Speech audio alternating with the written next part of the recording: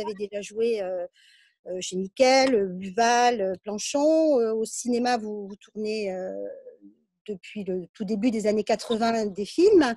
Vous en avez une dizaine à votre actif à ce moment-là, dont un César pour Escalier C.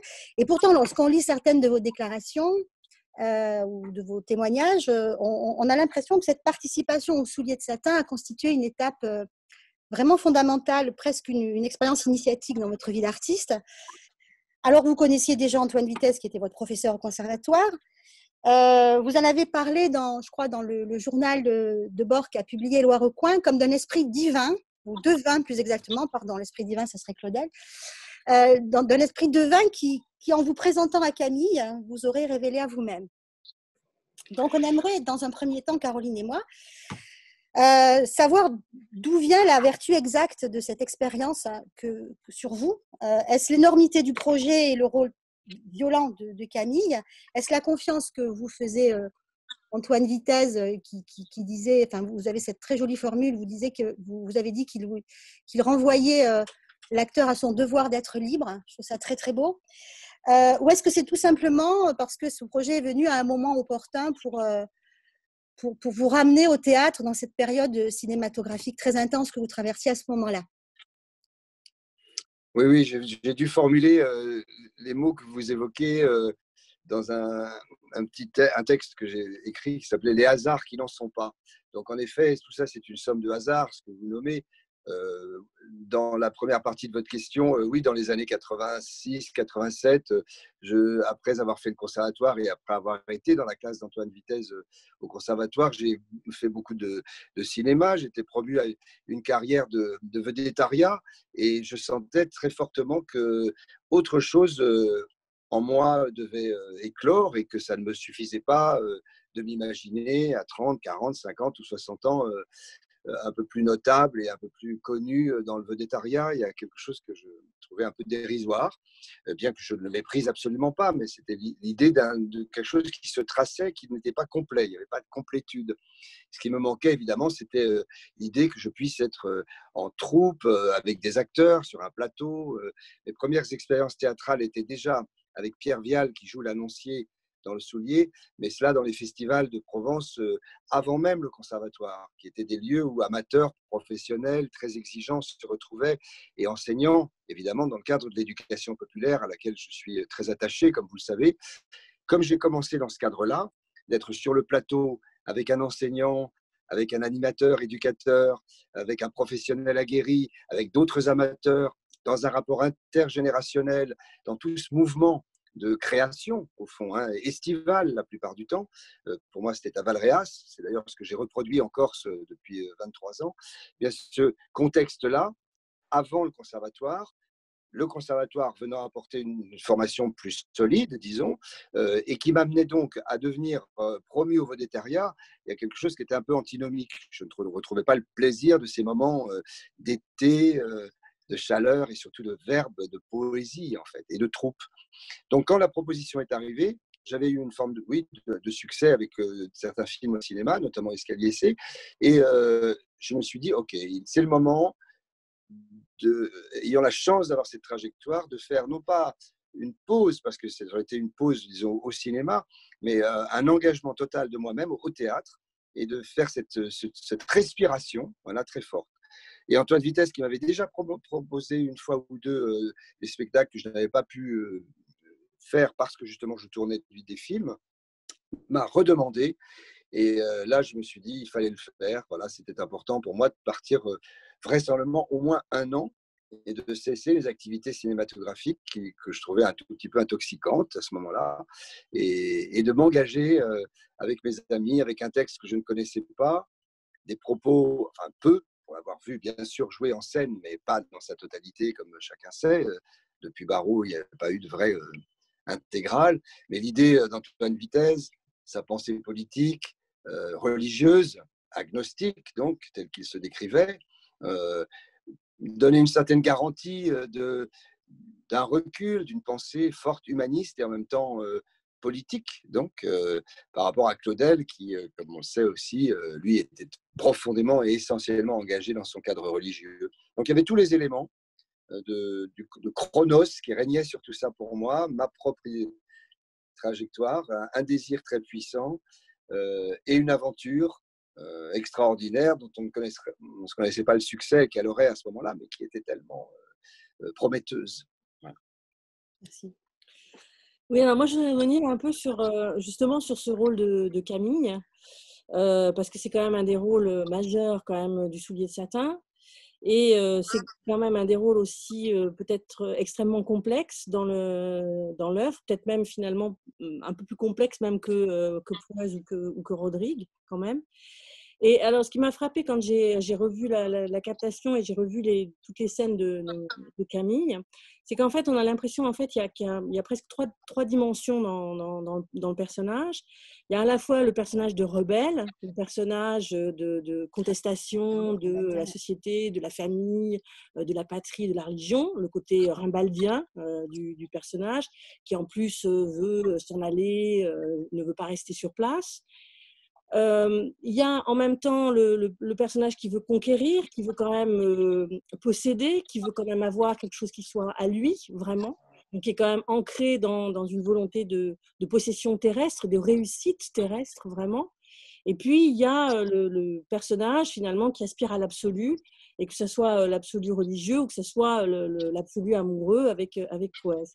Et ce que j'ai trouvé dans la prestation que vous faites, c'est que finalement, toutes ces dimensions, elles sont présentes dans toutes les scènes, véritablement, mais qu'au fur et à mesure du déroulement du Soulier de satin, on a le sentiment que telle ou telle dimension devient de plus en plus accentuée. C'est-à-dire que, par exemple, la première scène, la scène de la charmille, vraiment, c'est Rimbaud, c'est vraiment le prêt à partir, etc. Alors qu'évidemment, la dernière scène entre Prouaz et Camille, c'est déjà complètement différent. Et du coup, je me suis dit que ça donnait vraiment j'y arrive, hein, ça donnait vraiment l'impression du temps, vraiment, du passage du temps entre les 10 années de la vie de Camille. Et vraiment, je me suis dit, mais quelle prestation de comédien! Et je me suis dit, mais comment ça s'est fait, quoi? Comment vous avez réussi ça en 12 heures. Voilà. Comment c'est possible, cette espèce de parcours dans le temps, quand même, du personnage, aussi marqué, et dans toutes les dimensions du personnage. Mm-hmm. Oui, bien, l'auteur y est pour quelque chose, hein, évidemment. C'est une écriture qui est très forte. Donc Camille, oui, c'est le renégat. C'est aussi Camille, la sœur de Paul Claudel. C'est pourquoi c'est si compliqué également. On entend derrière ce mot, ce prénom, une chose qui ne peut pas lui échapper au moment où il écrit, alors que la famille est en crise et qu'on sait à ce moment-là ce qu'était la vie de Camille Claudel et peut-être la culpabilité profonde du frère Paul, donc vis-à-vis de sa sœur. Donc c'est un personnage chargé qui a toutes les qualités en fait scéniques pour un acteur, parce qu'au fond, le bon côté du théâtre est du côté de Camille, c'est-à-dire la force, la puissance, la virilité. Chaque personnage est toujours Claudel. Je pense qu'il incarne, l'auteur est présent dans chacun des personnages, comme c'est le cas dans l'échange, où les 4 personnages, c'est un bout de Claudel, c'est-à-dire le théâtre, la femme et l'amour charnel, la religion, et puis l'argent et le pouvoir. Et d'une certaine manière, le marchand Rimbaud dont vous parlez, parti avec ses semelles de vent vers l'Abyssinie, c'est aussi cet appel du désert et de l'absolu que Claudel a en lui. Donc les personnages sont toujours Claudel. C'est toujours une partie de son être, une partie de son âme. Mais Camille, c'est la chair, c'est le sang, c'est c'est le sperme, c'est la création, hein, c'est la procréation, c'est-à-dire tout ce qu'il est dans sa force. Et Rodrigue, c'est toute la souffrance, c'est la désincarnation, peut-être une forme de culpabilité aussi de l'adultère, puisque on le sait, c'est une œuvre autour de la question de l'adultère. Claudel, au moment où il écrit, n'est pas marié, mais elle est mariée, Rose Weitsch. Donc il y a cette impossibilité d'un amour qui serait dans cette bourgeoisie rebelle. Donc Camille, c'est celui qui ose, c'est celui qui peut, c'est celui qui a la force. Alors à jouer, évidemment, c'est extraordinaire. À ce moment-là, je suis jeune, hein, j'ai moins de 30 ans, je suis pas du tout, c'est la première question que vous m'avez posée tout à l'heure, hein, en quoi c'est initiatique, c'est que Antoine voit en moi quelque chose que je ne connais pas du tout de moi-même. Vraiment, hein. Je faisais du cinéma, j'étais très heureux. Les rôles n'avaient pas cette densité, je dirais, physique. Et il faut rappeler que la cour d'honneur à cette époque, c'était sans micro. C'est une puissance athlétique qui est demandée aux acteurs et où ce que je ressentais du confort que j'évoquais du vedettariat potentiel devait être contredit par justement retrouver le muscle, retrouver la sportivité, l'élan, le verbe, la profération, le souffle, puisque l'écriture est en verset et que je me suis profondément engagé dans le texte. Donc c'est très, très, très, très intéressant ce moment-là pour moi. Alors Camille a beaucoup d'atouts. Voilà. Camille a tous les atouts du jeu dramatique où on peut à la fois séduire le public, être un. Alors j'avais des images d'une panthère noire, vous voyez, de quelqu'un qui est. C'est le mort, c'est le viril. Et alors Antoine m'avait dit en rigolant, alors que j'étais vraiment un dadais au conservatoire, comme on l'est, à 20 ans, voilà.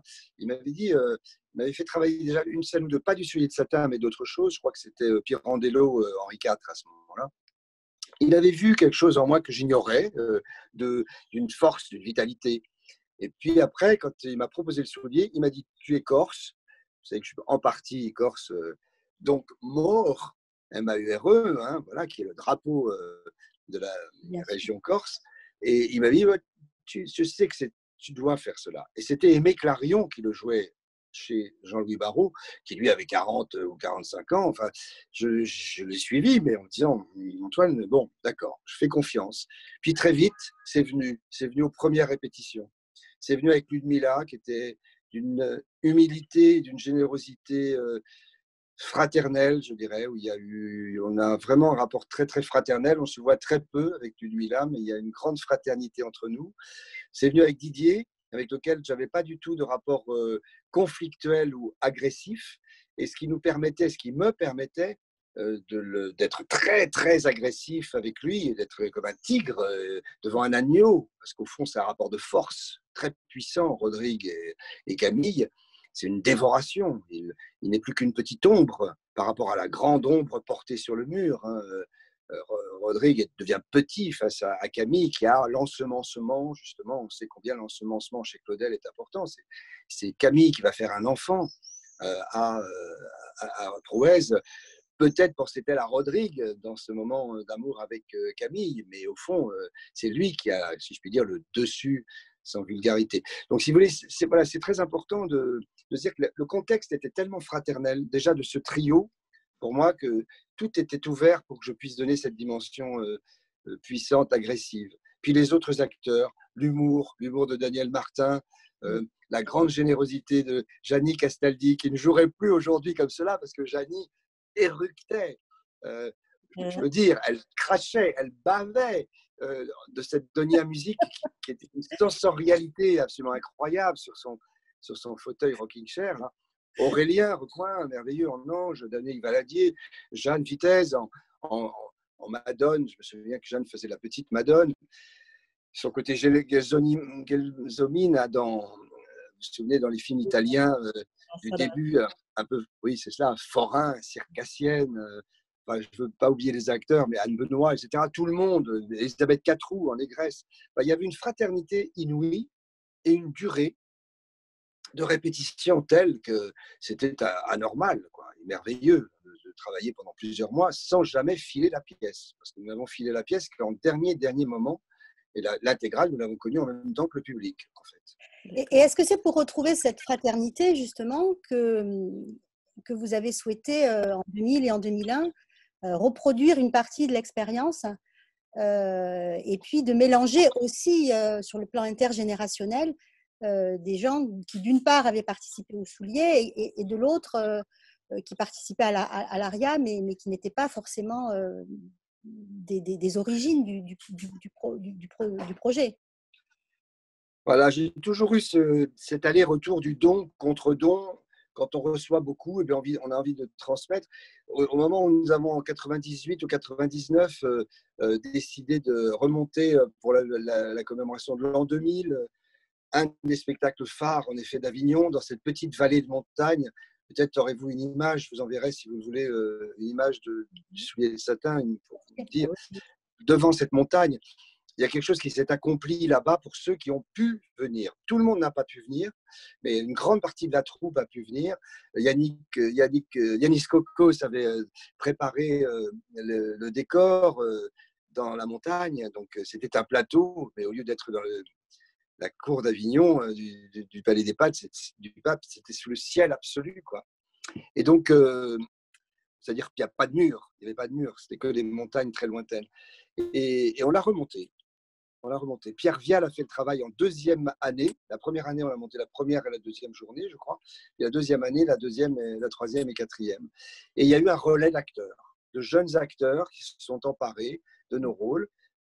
Nous étions venus avec Didier, avec Ludmilla, j'avais rejoué Camille, et puis beaucoup de Elisabeth Catroux et Anne Lenoir, enfin beaucoup de gens. Et puis on a repassé le flambeau à une jeunesse qui a repris, et je crois que ça a été filmé en partie, mais pas beaucoup, malheureusement. Oui, parce que le projet quand même d'Avignon, c'était quand même aussi une troupe de jeunes gens quand même. C'était des acteurs qui étaient bon, relativement jeunes et à qui on faisait une confiance absolument incroyable en leur offrant des rôles qui étaient quand même des rôles absolument monumentaux, en leur offrant quand même la cour d'honneur d'Avignon.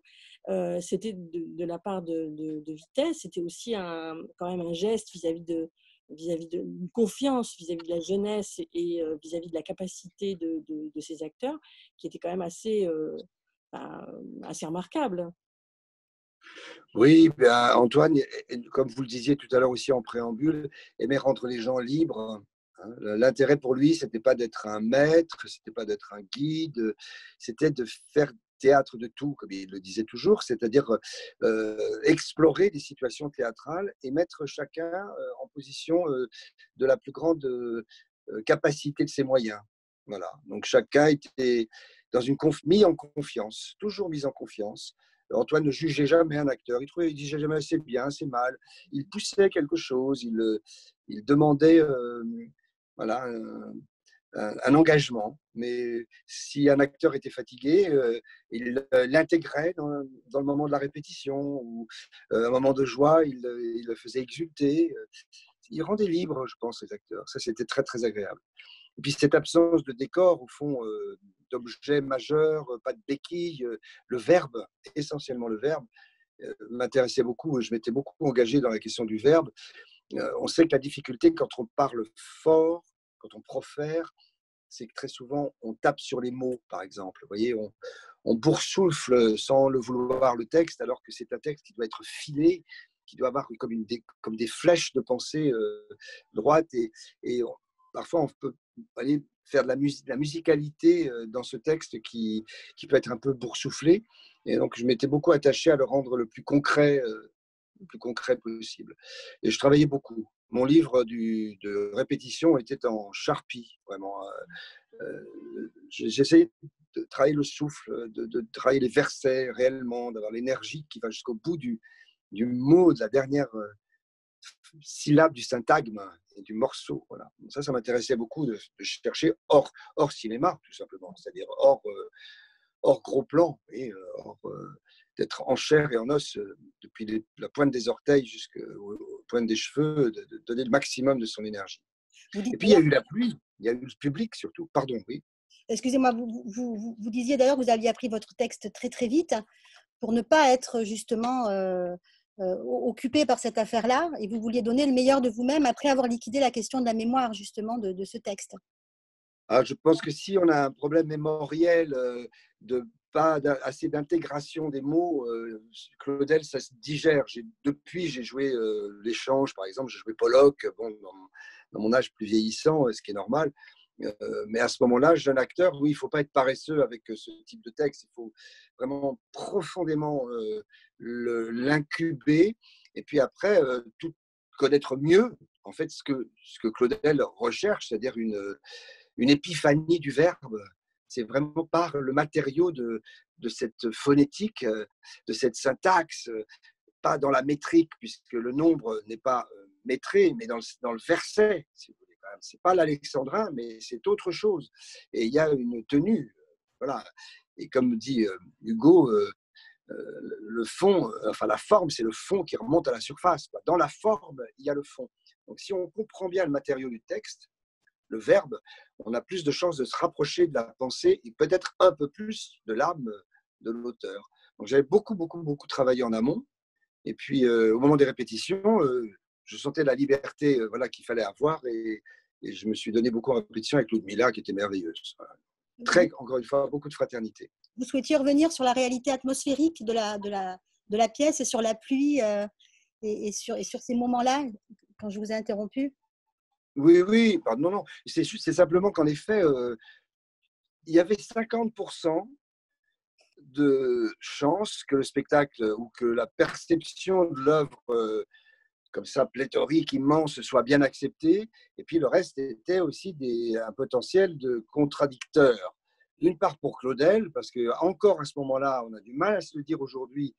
Imaginez, Claudel était poussiéreux dans les années voilà, 80, 85. Claudel était lointain de nous. C'était un homme catholique, voilà, avec la fameuse phrase pourvu qu'il n'y ait pas la paire quand on parlait du souhait de satin, etc. Vous voyez, c'était... on partait avec un petit handicap, la Cour d'honneur d'Avignon, dont on sait que c'est un lieu. Alors, je l'avais fréquenté. Ça aussi, c'était un atout pour moi, puisque j'y avais joué en 1980, quand j'étais élève au conservatoire, dans un gros spectacle de Jean-Pierre Miquel sur des tragédies grecques. Et il y avait d'ailleurs Janine Castaldi à ce moment-là aussi avec moi. Donc, et Aurélien Recoing. Donc, j'étais à l'aise sur ce plateau. Ça ne me contrariait pas, plus l'expérience des étés dont j'avais parlé en festival que j'avais fait dans ma jeunesse.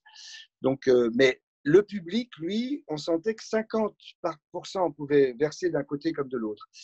La première journée, enfin la première partie qui portait 1 et 2, je crois, ou une journée, je ne sais plus, qui durait 3 heures. C'était 1 et 2. Alors, le spectacle était en partie segmenté, en effet, et il y avait Bon, ça s'est bien passé, mais les gens étaient attentifs, disons, à que pensait l'autre. Vous voyez, c'était une chose qui se faisait un peu comme ça. Alors, t'en penses quoi? Ça pouvait verser d'un côté comme de l'autre. Et puis, lorsqu'on a fait l'intégrale, il me semble que c'était la première intégrale, ou la deuxième. En tout cas, la pluie est venue. La salle était comble, parce que ça pouvait être en effet le jeu de massacre à Avignon. On sait ce que sont les premières. Et en même temps, là, le public s'est complètement construit ensemble, de manière cinétique, chacun différent et regardant dans la même direction, dans un temps si long, de 12 heures. Et là, le public est né. Le public et le spectacle. Le spectacle est né. Le potentiel public pour ce spectacle et l'œuvre elle-même s'est faite. Parce que l'endurance aussi du public jouait, parce que les gens ne partaient pas, curieusement. Et il a plu. Alors, était-ce la première, mais je crois. Et je me souviens très bien d'avoir accueilli la pluie. C'est-à-dire, j'ai ouvert mes bras dans le jeu. Dans le jeu. Je dis, bon, là, mes amis, et on était à peu près, voilà, je sais pas, 2000, je ne sais pas ce que faisait la cour d'honneur à ce moment-là, elle était plus grande que c'était dans le dispositif précédent. Et j'ai fait par ce geste quelque chose qui a réuni ces 2000 personnes en disant est-ce qu'on est ensemble ou est-ce qu'on n'est pas ensemble. Et j'ai ressenti très très fortement, c'était dans la scène de l'ombre, vous voyez, je crois, quelque chose comme ça me le permettait. Camille était en puissance, il était vraiment. Et j'ai ouvert mes bras au ciel, j'ai dit voilà, écoutez, on est là, on prend la pluie tous ensemble. Et j'ai senti que les gens me rejoignaient. Et à la fin, c'était formidable. Je me suis à des saluts où un perchman de Radio France était là, les bras levés, tenant sa perche et son micro, étant arrivé aux alentours de 6 heures pour la levée du soleil, parce que c'est toujours merveilleux d'entendre les martinets arriver dans la cour d'honneur à Avignon, des acteurs qui étaient en larmes, mais dont le maquillage avait coulé pour les uns et pour les autres. Il y avait quelque chose de très... avec Valérie Dréville, et puis Jeanne Embouchère, etc. C'était très, très, très beau. Et ce perchman avait les bras levés, a fait un effort d'une demi-heure, 3/4 d'heure jusqu'à la fin du spectacle. Et là, l'émotion du public était telle, c'était quelque chose d'incroyable. Les gens debout, après ces 12 heures de traversée, que j'étais, puisque les perchemans sont à peu près près du plateau pour prendre à la fois les applaudissements et puis la caméra ne va pas être loin s'il y en avait une pour les acteurs en salut, etc. Et j'ai vu qu'il était lui-même en larmes. Il hoquetait. Rien que d'y penser, ça m'émeut parce qu'il avait les bras en l'air et si vous voulez, son visage et son effort pour prendre le son des applaudissements le faisait hoqueter ses bras voilà, tremblaient sous son micro. Parce qu'il y avait une charge forte, émotionnelle, si vous voulez, énorme de cette traversée de la nuit, des martinettes, de la beauté, tout simplement, la beauté du théâtre, la beauté d'Avignon, et le fait que l'émotion, l'humanité ressortait avec cette œuvre incroyable et universelle, au fond, où l'univers, les étoiles, le monde, s'étaient réunis le temps d'un spectacle. C'est très, très beau. Enfin, je dois dire que bon, je l'ai vu, moi, à Avignon en 87. Effectivement, j'ai vu une des intégrales. Je ne pense pas qu'il a plu. Mais je suis d'accord qu'il y avait quand même au départ, aller voir Claudel, 12 heures de spectacle, il y avait quand même une petite réticence, effectivement, sur un auteur catholique, effectivement, et donc un peu l'idée de, voilà, quelque chose qui pouvait être ennuyeux, etc. Et évidemment, qui disparaissait totalement, enfin, ce préjugé qui disparaissait totalement, évidemment, à partir du moment où on commençait à regarder le spectacle. Et effectivement, bon, du coup, une expérience assez, enfin, franchement, inoubliable, quoi, quand même, il faut reconnaître. C'est juste. Alors justement, vous parlez d'émotion, on va peut-être conclure notre entretien sur cette question de la captation, parce que par définition, la captation, elle garde une trace de cette affaire, mais évidemment, on a une déperdition émotionnelle évidente. En même temps, vous êtes non seulement un artiste, mais aussi un formateur, un transmetteur. Donc, vous êtes très engagé dans l'éducation artistique et culturelle, etc. Donc, on avait envie de vous interroger sur cette question de la captation. Vous avez parlé tout à l'heure de Chronos. Je sais que vous êtes très préoccupé à l'heure actuelle par les questions de temps libéré, de temps captif. Vous suivez le travail de Bernard Stiegler, etc. Enfin, voilà. Et nous, on n'a pas pu s'empêcher de se dire que dans captation, il y a aussi captif. Et on se demande si vous pourriez nous donner quelques conseils d'usage en tant que pédagogue sur cette affaire de la captation. Pendant le Covid, on a vu une profusion de films, enfin de films de théâtre, comme disait Vitesse, de captation. Et on se dit que peut-être une génération qui arrive va se dire que c'est ça le théâtre. En même temps, on a parfaitement conscience que ce DVD qui va sortir est totalement muséal, patrimonial et qu'il faut le diffuser. Mais quelles précautions d'emploi, quels conseils pourriez-vous nous donner pour que ce DVD soit à l'endroit où il doit être? Je crois que c'est tout ce que vous avez évoqué, c'est-à-dire qu'un objet filmé, ça n'est pas le théâtre, tout simplement. Ça n'est pas le théâtre, mais c'est une archive, c'est une façon de se souvenir de quelque chose. Qui plus est, là, pour le Soulier de Satin, lorsqu'on en parle avec autant de ferveur, d'émotion et des souvenirs dans le public que vous pouvez avoir dans la cour d'honneur, c'est pas la même chose que à Chaillot ou que nous étions, je crois, au Grand Théâtre National de Bruxelles au moment de la captation. C'est pas pareil, tout simplement. Ça n'a pas ce rapport aux éléments naturels que j'évoquais, du vent, du chant des martinets, du soleil qui se lève sur les pierres qui rougissent ou qui s'assombrissent progressivement à la tombée de la nuit. Enfin, il n'y a pas l'émotion d'un spectateur. Il y a l'émotion d'un vidéaste et d'un spectateur vidéaste qui regarde en même temps voilà, une vidéo.